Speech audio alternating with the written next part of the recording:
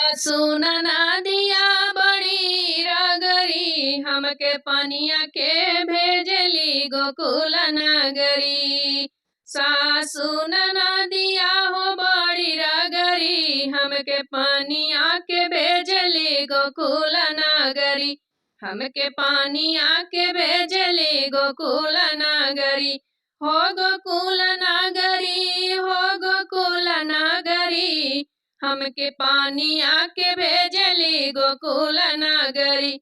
हमके पानिया के भेजली गोकुल नगरी। अरे वही गोकुला के राजवा बड़ा रगरी।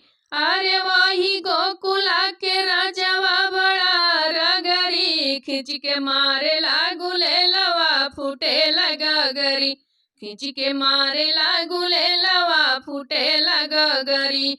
हो फूटे लगरी हो फूटे लगरी खींच के मारे लागुले लवा फूटे लगरी। खींच के मारे लागुले लवा फूटे लगरी। सोने के थाली में जेवना बनावली। सोने के थाली में जेवना बनावनी। जेवना बनावली हो जेवना बनावली। जेवना बनावनी हो जेवना बनावनी। अरे जेवना न जेव करेल रगरी। जेवना न जेव करेल रगरी खींच के मारे लागुले लवा फूटे लगरी। खींच के मारे लागुले लवा फूटे लगरी। अरे सासु ननदिया बड़ी रगरी हमके पानिया के भेजली गोकुल नगरी। हो गोकुल नगरी हो गोकुल नगरी हमके पानिया के भेजली गोकुल नगरी। जाजरे गेड़ुआ गंगा जल पानी।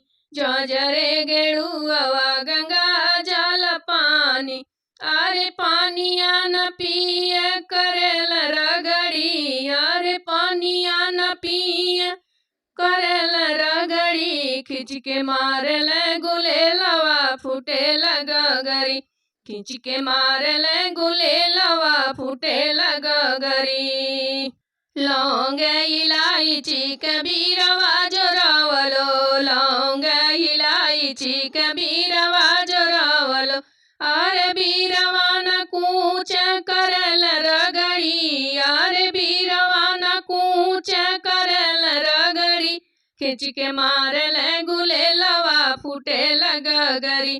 खींच के मारल गुले लवा फूटे लगरी। सासु ननदिया बड़ी हो रगरी। सासु ननदिया हो बड़ी रगरी हमके पानिया के भेजली गोकुल नगरी। हमके पानिया के भेजली गोकुल नगरी। गोकुल नगरी हो गोकुल नगरी हमके पानिया के भेजली गोकुल नगरी।